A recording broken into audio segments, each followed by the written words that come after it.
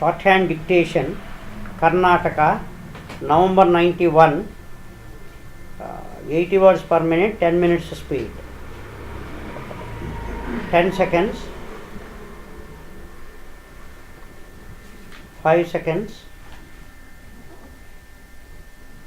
Now write down. Ladies and gentlemen, I am grateful to you for inviting me here today, though I rather doubt if I can help you very much in your deliberations. All I can do is to encourage you and to express the goodwill and the earnest desire of the government to see that science flourishes in India.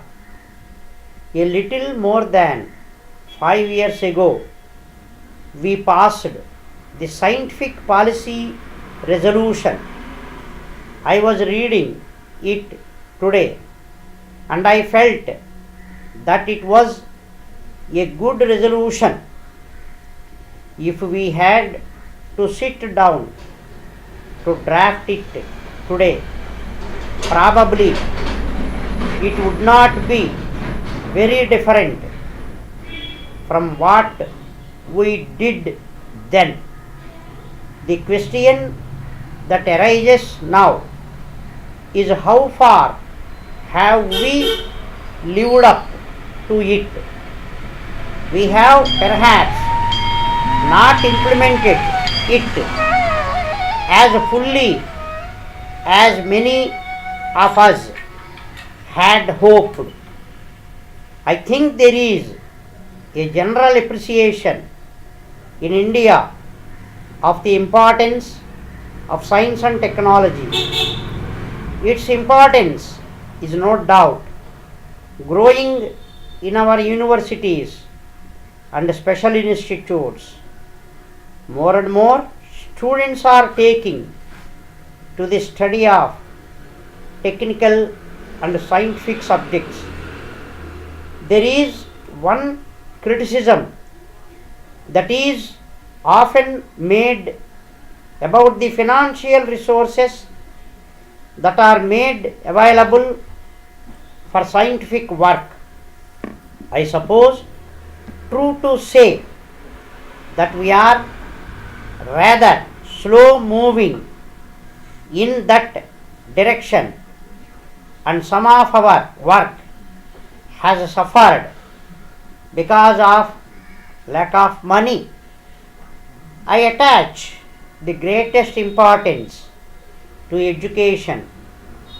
Some people seem to think that useful as it is, education is not so important as putting up a factory. I might sacrifice any number of factories, but I will not sacrifice human beings and their education. Science is not merely training to do a job, training to think in a particular way. Science is not limited to any particular nation, and any benefit that comes from it should be enjoyed by all. It is rather a common thing to say that we are in a transitional age. I think it is more true today than perhaps at any other time. What we or others do in this age, in this generation, and in the next will make a tremendous difference to the future of our country and the world. Well, we talk about the world, and it is right that we should do so.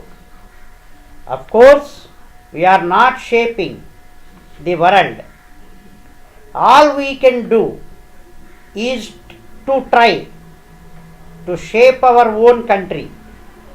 In doing that, we help the world too, and in trying to work along these lines, we have to keep certain ideals in view.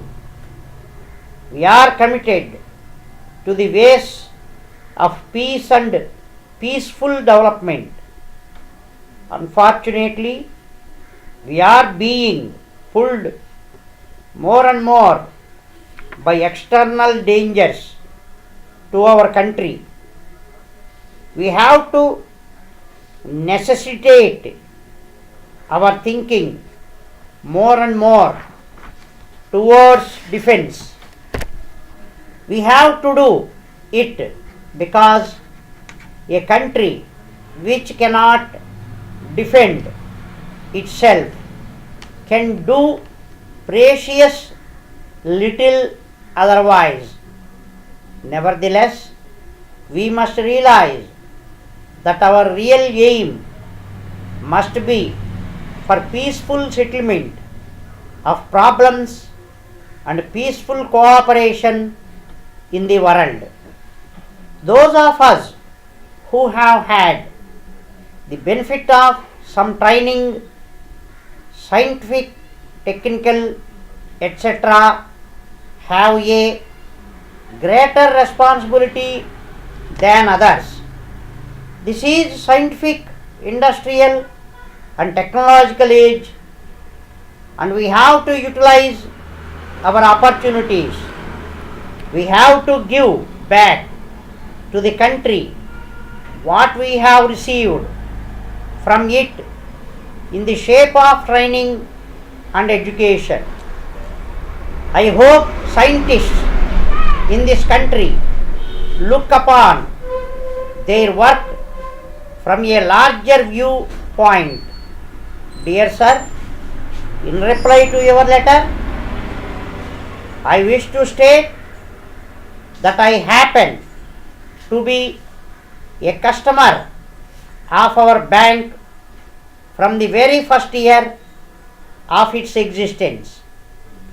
I have not been in touch with its affairs for the first few years, and I am unable to speak with any personal knowledge of its inner working. No one can doubt that the bank has played a great deal in the economy of the state.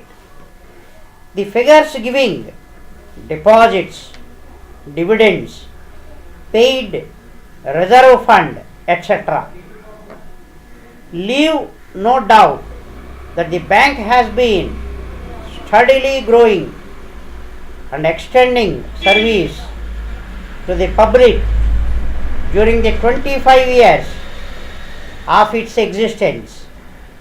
At the time of the celebration of its silver jubilee, it would be appropriate if the management could make clear, with the aid of facts and figures. Another point which requires consideration is the training of picked young men from the state in bank management and finance. A small sum should be spent annually out of the profits of the bank to give this training. It is hoped that the management is considering the question after its experience of these 10 years whether the share capital of the bank should be increased or not.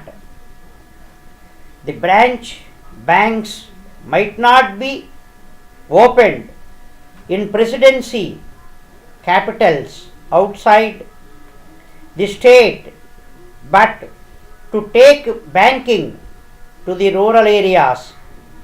The banking has encouraged import and export trade by supplying working capitals for industries. Thanking you, yours faithfully.